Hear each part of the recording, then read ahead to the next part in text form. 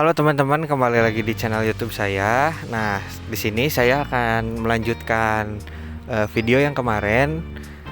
Saya akan menceritakan beberapa perbaikan di mobil ini yang sudah saya lakukan. Nah, kemarin tuh saya sudah mengganti per mobil ini menjadi ori kembali. Tetapi saya belum mengganti dengan bannya karena profil bannya depan dan belakang berbeda. Untuk ukuran depan di ukuran 175 dan yang belakang di 185. Nah, terus kemarin saya juga sudah memperbaiki di bagian dari mesin dulu, karena menurut saya yang terpenting mobil itu adalah bagian mesin terlebih dahulu. Nah, kita buka kap mesinnya.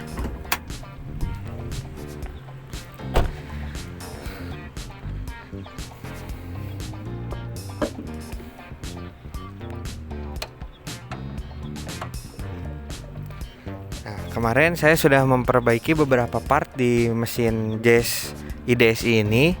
Salah satunya adalah coil. Coil mobil ini ada 8 buah dan kemarin kena 2 buah. Kemarin saya mengganti di coil bagian belakang karena kebetulan bagian belakang mobil ini coilnya tuh dekat dengan bagian yang nyambung ke knalpot, jadi mungkin panas ya. Dan sebaiknya setiap mobil ini di tune up, diganti seal carter yang atasnya supaya tidak ada rembesan. Nah, salah satunya kemarin coil saya kena bagian belakang juga karena sealnya ada rembes sehingga masuk ke dalam busi dan coilnya pun di dalamnya menjadi patah ya. Selain itu juga saya sudah memperbaiki mengganti rem bagian depan 2 buah. Lalu saya sudah mengorikan kembali lampu mobil ini yang sebelumnya menggunakan relay ataupun lampu variasi. Selain itu juga saya sudah mencabut sound di bagian belakang menjadi ori lagi, karena kebetulan kalau saya suka mobil yang ori saja ya, untuk digunakan sehari-hari gitu. Untuk selebihnya mesin mobil ini sangat kuat ya, tidak ada rewel apa-apa, paling PR-nya tuh hanya di coil saja. Dan kemarin saya sempat bocor di bagian selang bypass yang bawah. Nah, selain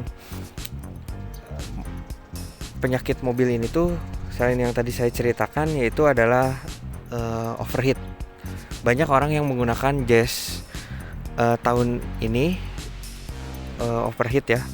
Itu ada biasanya suka ada rembesan-rembesan kecil di bagian entah di radiator ataupun di selang-selangnya ataupun kipasnya mati gitu.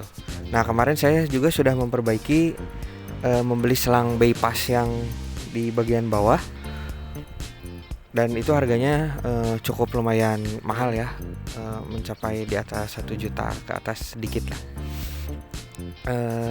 Saya juga kemarin mengganti termostat dan switch kipas karena kemarin mobil ini sempat suhunya tuh tidak normal, yang mana termostat terbuka pada suhu 115 derajat Celcius yang seharusnya di angka 98 maksimal ataupun 95 itu sudah terbuka. Akhirnya kemarin saya setelah mencari-cari penyebab dari mobil ini, apa yang membuat mesin panas, saya membuka radiator dan mengganti semua di bagian cooling systemnya.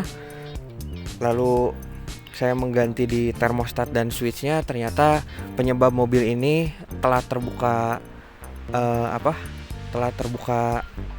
termostatnya itu ada di switch, dan termostatnya yang memang sudah dari baru tidak pernah diganti. Jadi untuk mobil Jazz ini memang sekali mengganti part itu ada yang mahal, tapi tidak semuanya mahal ya. Ada yang mahal, ada yang enggak, tapi bisa digunakan dalam jangka waktu yang sangat lama gitu. Contohnya termostat tadi, sekitar mobil ini dari tahun 2026 dan sekarang 2025. Jadi lumayan jauh sekali ya sekali mengganti termostat. Paling untuk PR selanjutnya yang akan saya coba adalah mengecek bagian dari kipas mobil ini. Takutnya kipas mobil ini pun belum pernah diganti dan akhirnya nanti saya overheat gitu. Tapi sejauh ini sih kipasnya masih cukup baik ya. Tapi kalau usianya sudah terlalu lama juga ya sebaiknya diganti gitu. Oke, setelah tadi pada bagian komponen mesin ada beberapa yang saya perbaiki, dan nanti mungkin di video selanjutnya saya rinci total biaya berapa yang saya keluarkan untuk merawat mobil ini. Nah, saya juga kemarin mempoles bagian dari bodi mobil ini yang kebetulan memang catnya masih ori ya, dan saya pun belum sempat untuk mengecat pada bagian bumper depan dan belakang. Lalu ada beberapa bagian lagi yang memang harus dicat tetapi belum saya perbaiki karena saya masih mempertahankan dari cat yang sebagian ori ini gitu. Mungkin kalau bagian bumper sih sudah di repair ya depan dan belakang, tetapi untuk body semuanya masih ori. Nah, dan untuk membeli Jazz pada tahun segini, menurut saya salah satu yang harus diperhatikan juga adalah pada bagian dari interior mobil ini ya, yang mana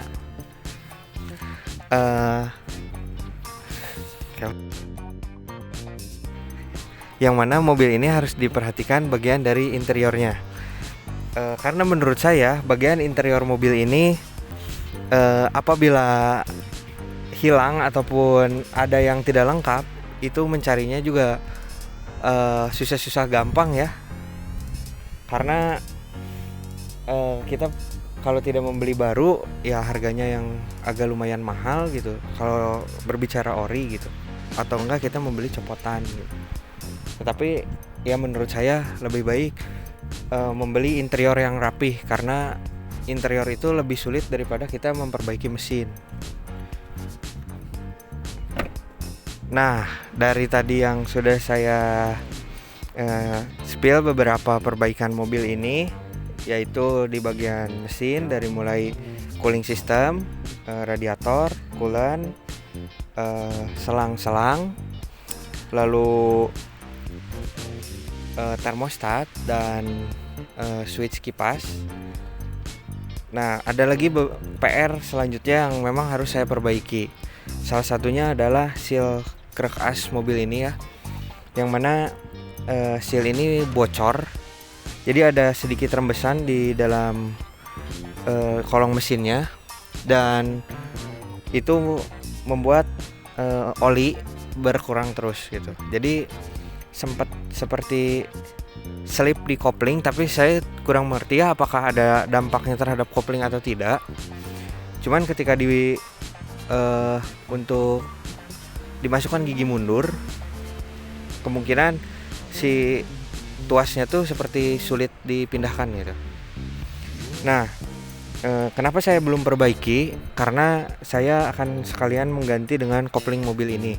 Takutnya nanti ketika saya mengganti sealnya saja ada oli yang masuk terhadap kopling, nanti saya harus mengganti atau mengeluarkan biaya 2 kali. Jadi lebih baik ketika kita mengganti kopling sekalian kita mengganti seal, atau ketika kita mengganti seal sebaiknya dengan kopling, karena nanti kita mengeluarkan ongkos jasa yang 2 kali seperti itu.